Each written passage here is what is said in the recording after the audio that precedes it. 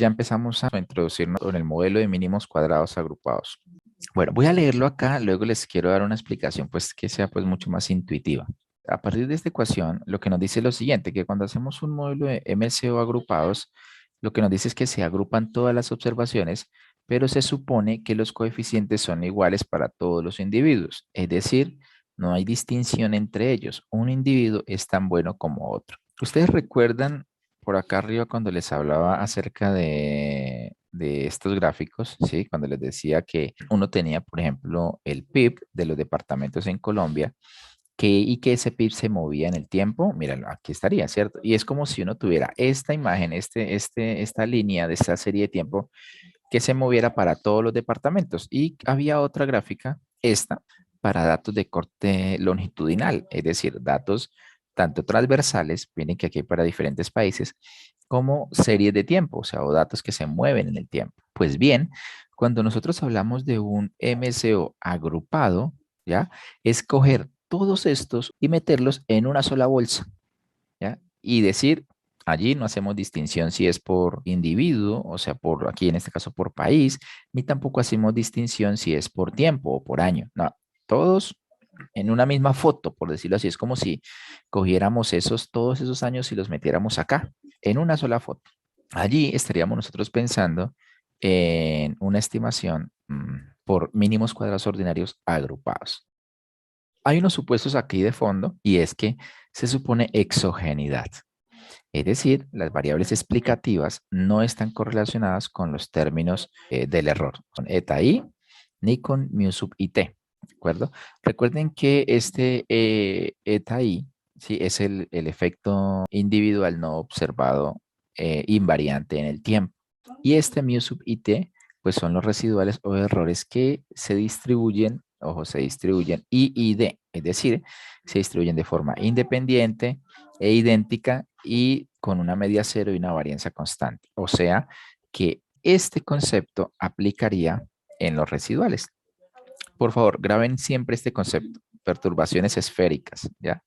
Es muy natural, es muy normal que nosotros encontremos en diferentes publicaciones o libros este concepto, perturbaciones esféricas. Es que son perturbaciones que se distribuyen de forma no autocorrelacionadas y de manera homocedástica. Entonces, nuevamente, para MCO suponemos exogeneidad. No tenemos problema entonces acá de la endogeneidad.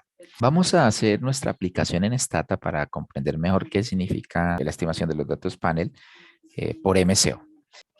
Bueno, vamos entonces, lo primero que vamos a hacer es a importar la base de datos y la empezamos a analizar, ¿de acuerdo? Por favor, busquen la base de datos donde la tienen. Ahora sí. Listo. Ah, ya tengo la base de datos. Revisémosla un poco. Aquí está. Si le damos aquí des, entonces aparecería este, ¿no? PIB constante, el nombre de la variable y la leyenda. Tenemos el PIB del individuo y para el periodo T. Tenemos entonces también las variables. En este caso nos está diciendo que es el capital humano para el departamento I en el periodo T, tecnologías de la información para el departamento I en el periodo T, y tenemos la innovación en el individuo I, perdón, para el periodo T. Esas variables son estas. Sí debo tener claro la variable y el código de la variable. Con este código es que nosotros vamos a poder asociar estos nombres en la base de datos del Stata. Volvemos acá a nuestro do file. Entonces lo que nosotros necesitamos ahora hacer es lo siguiente. Como estamos en el escenario de datos panel, tenemos que decirle al Stata que reconozca esta base de datos como una base de datos panel. Para eso, nosotros debemos usar este código, este comando, xtset, ¿sí? Y en primer lugar, le vamos a decir quiénes son los individuos de corte transversal, en este caso el código del departamento, y cuál va a ser la variable a través del tiempo. Por favor, seleccionen este primer comando, el que está en la línea 20, control D, y les van a aparecer esta parte que está acá. Seguimos. Según nuestro modelo, ya es el logaritmo natural del PIB que depende del capital humano, de las TICs y de la innovación, ¿cierto? Entonces, como es el logaritmo natural del PIB, entonces debemos hacer la transformación de la variable dependiente. Noten que la variable aquí del PIB no está en logaritmo, ¿no? Dice que PIB en miles de millones de pesos. Entonces tenemos que pasar a logaritmos esa variable. O sea que lo hacemos a través de esta línea. Control D. Perfecto, ya quedó generada. Y ahora sí, vamos a empezar la estimación de mínimos cuadrados ordinarios. Quiero estimar varios modelos. 1, 2, 3, 4, 5, 6 modelos. ¿Ya? 6 modelos econométricos a partir de una ecuación general.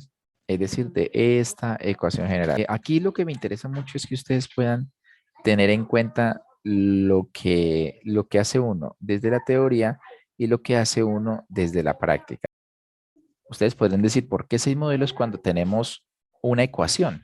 O sea, esta sola ecuación, ¿por qué? Y esto tiene mucho que ver con la forma en que se trabaja en econometría, ¿ya?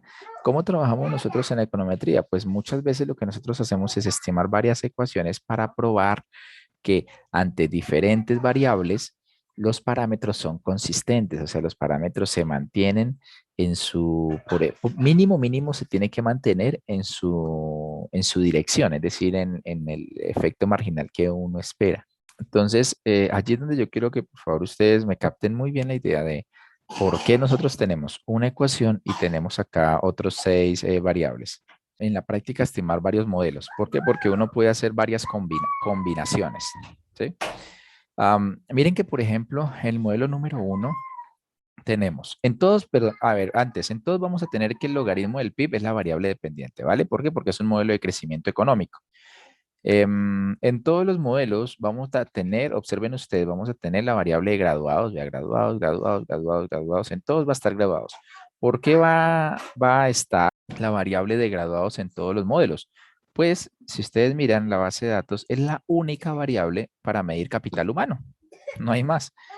¿Ya? Entonces, como es la única variable de capital humano y en todos los modelos tiene que estar esa variable de capital humano por la ecuación que estamos nosotros estimando, ¿ya? Por esta ecuación. Y como es la única variable que hay, pues es la única que tiene que estar en todos los modelos, ¿ya? O es la que va a estar en todos los modelos. Si tuviéramos otra variable de capital humano, podríamos combinar en una ecuación esta de graduados y en otra ecuación la otra, como por ejemplo lo que nos va a pasar con las tecnologías de la información. Miren que en tecnologías de la información nosotros tenemos las 3 variables, estas 3, la 37, la 38 y la 39, ¿ok? Por lo tanto, uno pudiera tener 3 ecuaciones. Acá está, mírala. Ecuación, primera ecuación con la variable 37, segunda ecuación con la variable 38 y tercera ecuación con la variable 39. Todas las ecuaciones, repito, todas las ecuaciones están midiendo esta ecuación, ¿de acuerdo? Esta ecuación general. O sea, todas estas ecuaciones aquí escritas en el do file estarían midiendo esta ecuación general. Y lo mismo pasa con los de innovación. Mire que las de innovación tenemos las primeras 3 miden el impacto de la 130, de la variable 130. Es decir, las primeras 3 miden el impacto de esta inversión en actividades de ciencia, tecnología e innovación. ¿Ya? Y la 131 mide el impacto de las patentes y los diseños industriales en el crecimiento económico. Además, pues hay que tener en cuenta que esas siguientes 3 ecuaciones también miden el impacto de las tecnologías de la información a través de 3 variables, las mismas 3 variables de las primeras 3 ecuaciones, ¿ya? Solo que hay unas combinaciones. Y en ese caso, entonces tendríamos nosotros, pues, las 6 ecuaciones. Esta sería la ecuación econométrica número 1, y por eso aquí tendríamos este estimes store M1-MCO. Aquí guardamos los resultados. Eso es súper, súper clave. Luego en la ecuación número 2 guardamos los resultados en M2. Luego la 3 en M3 y así sucesivamente. Y al final consolidamos los resultados en esta sola tabla. La primera tabla que ustedes ven acá va a sacar los resultados con el p-valor.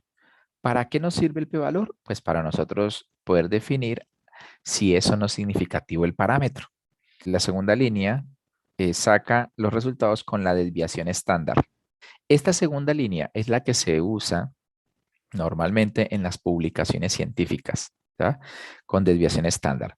Pero las decisiones se toman con base en el p-valor, que es mucho más rápido, mucho más fácil. Bueno, ahora sí, habiendo explicado pues toda esta parte del código, vamos a correr todo este código. Control D. Este cuadro, estos 6 modelos que están aquí representados, miden el impacto de estas variables independientes sobre el crecimiento económico. Entonces aquí es donde empezamos nosotros a revisar lo relacionado con signos esperados y lo relacionado con la significancia individual.